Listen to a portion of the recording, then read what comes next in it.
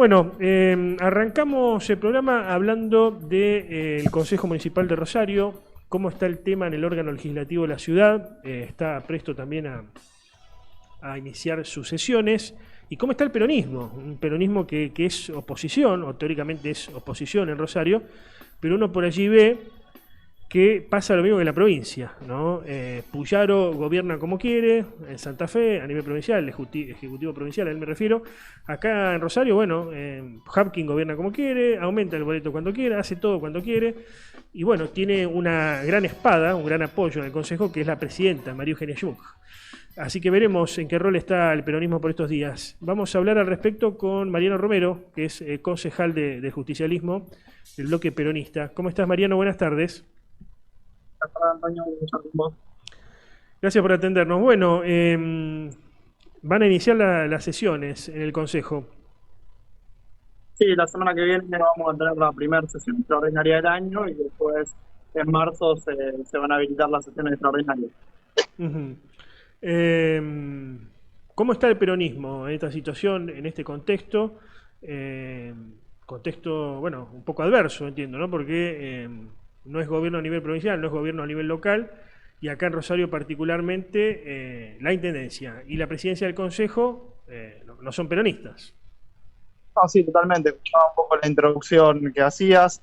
La realidad es que nosotros, si bien cambió la composición del Consejo, seguimos siendo una minoría. A partir del 10 de diciembre, lo que tenemos es un escenario donde el oficialismo no tiene mayoría automática, sino que la tiene que buscar en un esquema de tercios, ¿no?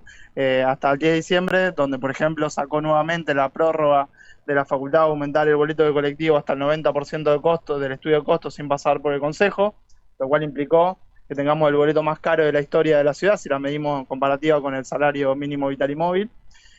Bueno, era una cuestión de un diálogo de sordos, ¿no? Donde nosotros podríamos pararnos arriba de las bancas, que los 15 concejales del oficialismo levantaban la mano y salía cualquier iniciativa del Ejecutivo. Uh-huh. Hoy ese escenario cambió, pero del peronismo seguimos sin tener una mayoría propia, sino que es un esquema de tercios, podría decirse, entre tres fuerzas políticas, que es el peronismo y el campo nacional y popular, podemos decirle, los sectores de La Libertad Avanza y justamente el oficialismo.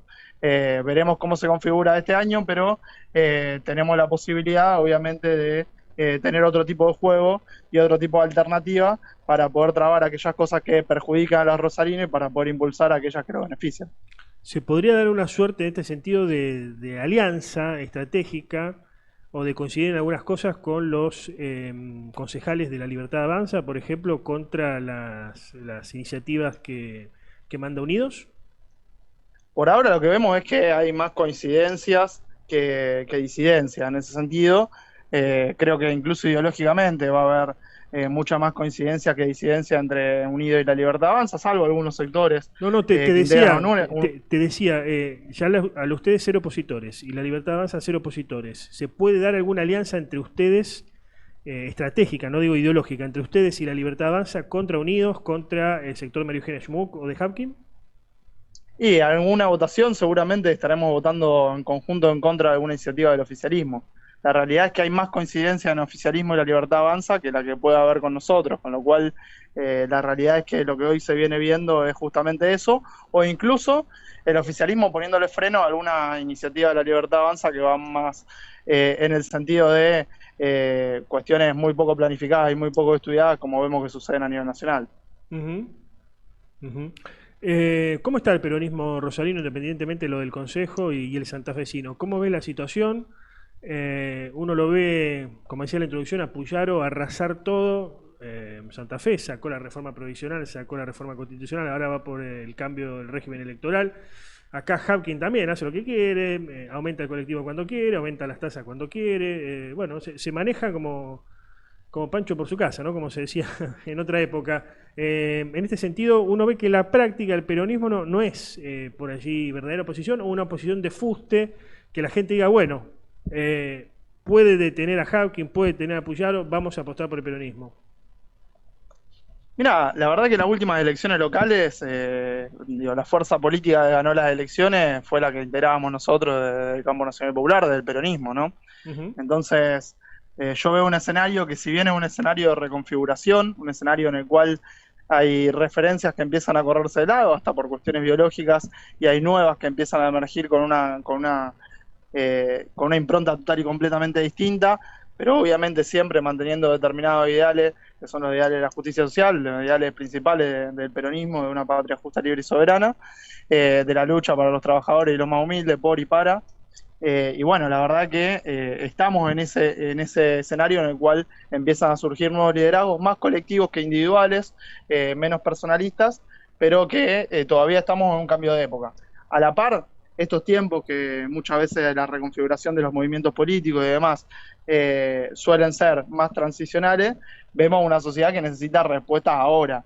Entonces, me parece que es un muy buen momento para poder acelerar motores, tener planificaciones de ciudad realmente serias, como vos decías, poder tener la fuerza suficiente como para ponerle un freno, tanto al gobierno local como al gobierno municipal, provincial y nacional, que la verdad viene haciendo desastres con respecto a la voluntad de las grandes mayorías, y a partir de eso poder realmente transformar la vida a los que más lo necesitan.